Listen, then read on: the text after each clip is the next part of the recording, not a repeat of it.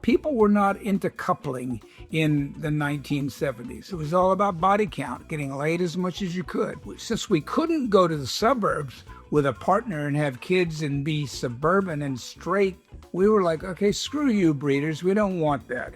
We're going to stay in the cities where we have total freedom to have sex with whoever we want, whenever we want, as often as we want. And that was our calling card, our identity.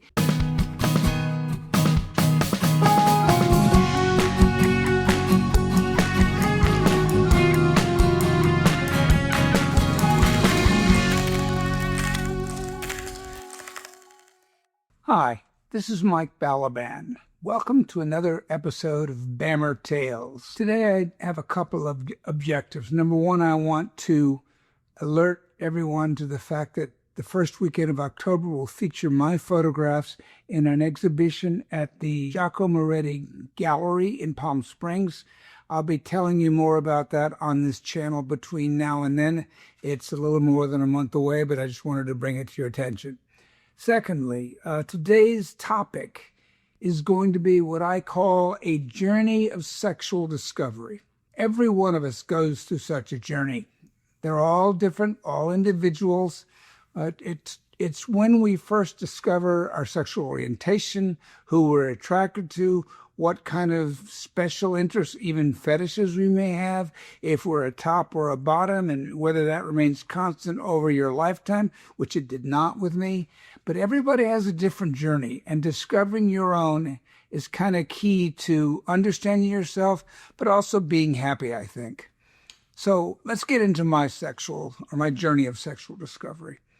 I first began to realize that I had an emotional or affectional attraction to boys at age 5 in kindergarten when I had a crush on this fellow classmate, Andy. I didn't realize for the next 15 or 20 years, as I began to be clear about my attraction to boys, it wasn't sexual. That's because two things. I was raised in a southern conservative region where sex between boys, anything between boys, was frowned on, so I could not let myself think about that. But moreover, what I didn't understand that early in life was that connection, emotional, psychological connections, are more important to me than anything sexual. I like sex, and I want it to take place, but only when I feel that way close about somebody. But I didn't know that early on, of course, so that's part of my sexual discovery. So it really wasn't until my early 20s that my hormones just began to get the better of me, because I wasn't really doing much with women, much as I tried. I would go out on dates. I even partially had sex with them, but I just wasn't interested. I couldn't fool myself. So there I was, getting out of college and ending up in grad school and beginning to wonder, could I be gay? Do I really want to have sex with another guy? Well, how can I find out? I certainly can't ask any of my friends, hey, would you have sex with me so I can see whether I'm gay? So I answered the riddle by seeing an ad, a personal ad, in the Boston Phoenix, the underground newspaper, their After Dark section, where this personal ad placed by a med student who needed money for tuition and was offering to have sex with men or women in exchange for money to pay for his tuition. I thought, well, he described himself as really attractive. He was right age, right physical. Maybe this will help me figure it out. So I arranged through back and forth slow snail mail letters to pick him up one night, bring him back to my dorm room. My roommate was gone for the weekend. We got high on marijuana and went into my bedroom, and he proceeded to give me 2 blowjobs. And I was nervous as hell, and, it was okay. I mean, I exploded physically. It was exciting in that sense. I hadn't had sex with another human being before that I chose. But it didn't mean anything. I recall it almost being like an out-of-body experience, being above my body, looking down at it as I was being given a blowjob. When it was over, I drove him home 40 minutes outside of Boston. Afterwards, I asked myself, am I gay? Was that exciting and meaningful? What do you think? And the answer was, not really. I mean, it was enjoyable, but didn't mean anything different than any other blowjob or any other orgasm. But I did ask myself one additional question that made it a difficult one to answer. What would happen if one of the 3 or 4 guys that you've had crushes on your whole life, if one of them were in that situation with you and were giving you the blowjob? Would it have been more meaningful? And the answer was unquestionably yes.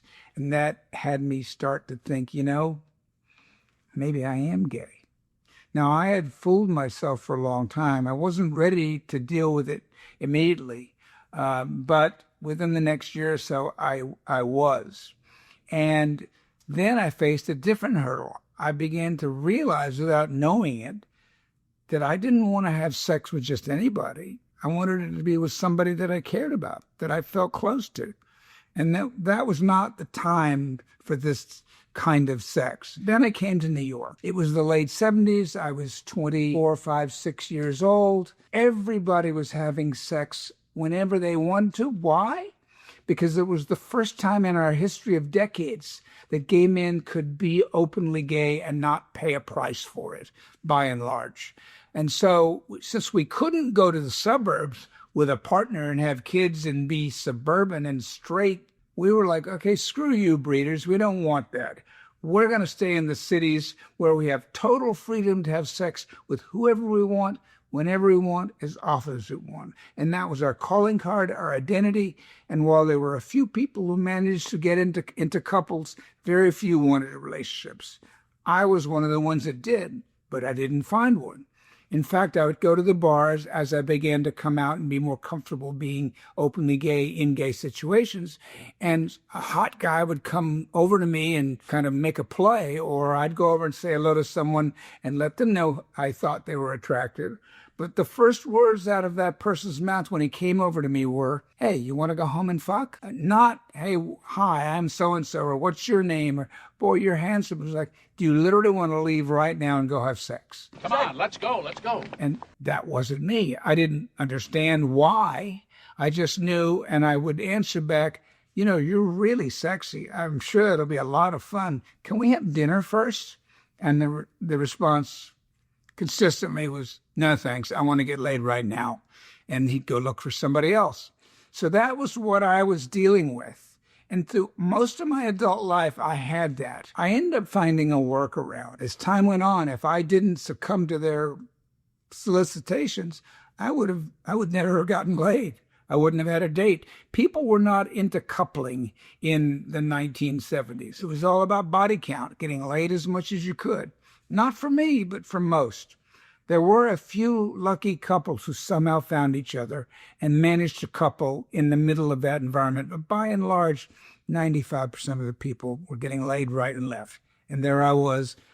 What do I do? How do I deal with this? So I came up with the workaround. I decided that I would flirt with them and try to build a connection with them and try to begin to feel close, all in the course of that first evening before anything sexual happened. And then I would kind of fool myself. I'd deceive myself into thinking, this has possible legs, possible potential. I'm going to go home with them or bring them home with me and go ahead and have sex, which I did, and it was fun, and it was all they were expecting.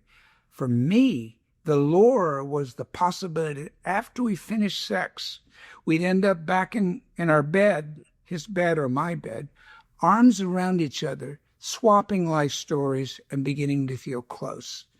And hopefully that would lead to a second date and a third and then a relationship. So that was the ploy that I used. That was the tactic I followed in order to try to meet boyfriends. Wasn't very successful because most people didn't want them, but at least it allowed me to play in that playing field in a way I couldn't otherwise. So jump ahead until only 3 years ago when I was 70. I learned the word demisexual to describe me and people like me who need an emotional connection in order to get aroused by someone else.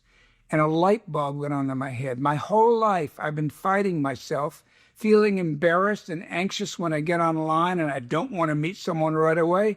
I'm often asking, hey, let's go have coffee. They don't want to have coffee. They want to get laid. Now I have the language, and that empowers me. I can say to someone on Scruff, for example, that's just not my style. I'm demisexual. I need a connection. If you're interested in getting together for coffee and seeing if we click, I'm really ready to do that. Your pictures are great. I like the sound of you, but I'm not going to go home with you right now and have sex. And more often than not, the answer is no thanks. But occasionally there's a yes in there. So that's what led me to feel out of my community for most of my time being an openly gay man in the late 70s, 80s, 90s, and 2000s. I was always a loner in that regard. And now that I have this language, I can look back over my development and realize I was always building towards this knowledge. And now I've kind of found a home and a way to describe myself. And I don't feel ashamed when I tell somebody that's who I am. You know what? I've never been to a sex party. I've been to parties that turned into sex parties, and I left, but I've never been to one that I knew was going to be a sex party. I've also rarely and only in recent years been to bathhouses and never had sex with anyone in one except with my partner and another person when we decided to open our relationship just a little bit. But by and large, I'm a one-man person, whoever I'm seeing and whatever I feel towards them. And it's been kind of lonely operating in that world for much of my life, but at least I knew who I am, and now hopefully I'll find somebody that fits with that. What's your sexual discovery been like? What's your journey? Has it changed at all over the decades? Looking forward to hearing from you. Thanks for listening to another episode. This has been Mike Balaban with another episode of BAMMER Tales.